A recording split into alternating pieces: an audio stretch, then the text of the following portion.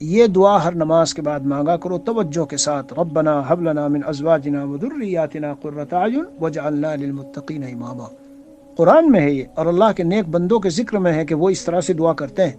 تو میرے پیارے یہ بھی پتہ چلا کہ اللہ کو اس طرح دعا مانگنا مطلوب ہے۔ واہ، ہم اپنی ضرورت مانگے اللہ سے، اور وہ مطلوب و محبوب بھی اللہ کو، کہ اس کی وجہ سے اللہ ہمیں اپنے عباد الرحمن میں شامل کر رہے ہیں۔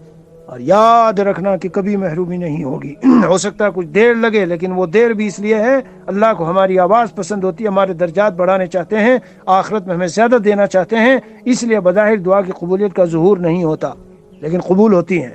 ربنا ہب لنا، اے اللہ ہمیں ہماری ازواج و ذریات سے، بیویوں اور بچوں سے اللہ آنکھوں کی ٹھنڈک دے دیجئے۔ اس کے شرح میں لکھا ہوا ہے کہ وہ دیندار بن جائیں تو آنکھیں ٹھنڈی ہوں گی، اس لیے کہ دیندار ہونے کا معنی ہی ہے کہ اس سے ہمیں راحت پہنچے گی۔ یاد رکھنا میرے عزیز، دیندار ہونے کا معنی ہی ہے کہ راحت پہنچے گی۔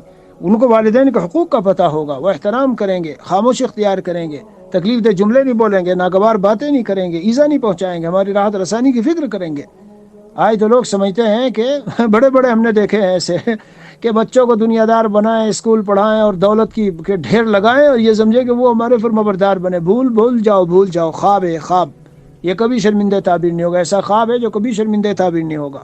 آپ نے ان کو دین نہیں سکھایا، کچھ نہیں بتایا، وہ کچھ جانتے نہیں۔ بہرحال اس لیے میرے بھائی، بچوں کی تربیت کا معاملہ بہت نازک ہے، اسے آپ ہلکا نہ سمجھیں، بہت بڑا معاملہ ہے یہ۔ اللہ کے سامنے روئیے کہ الہ العالمین، یہ میرے اعمال بد کی مجھے سزا مل رہی ہے، اور میں اپنے بچوں کو اپنی آنکھوں کی ٹھنڈک بنا ہوا دیکھنا چاہتا ہوں۔ الہ العالمین، یہ جو کچھ ہو رہا ہے اندر اندر مانگیے، کوڑیے اور اپنا کم اللہ سے پیش کیجیے، لیکن صدقہ نکالا کیجیے، اپنی طرف سے بھی ان کی طرف سے بھی۔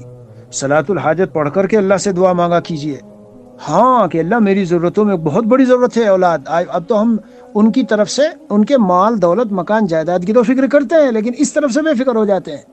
اگر وہ نماز نہیں پڑھ رہے، ذرا سی ادھر ادھر کی چال چل رہے ہیں، روئیے، تڑپیے اللہ کے سامنے، صدقہ نکالیے، صلاۃ الحاجت پڑھیے۔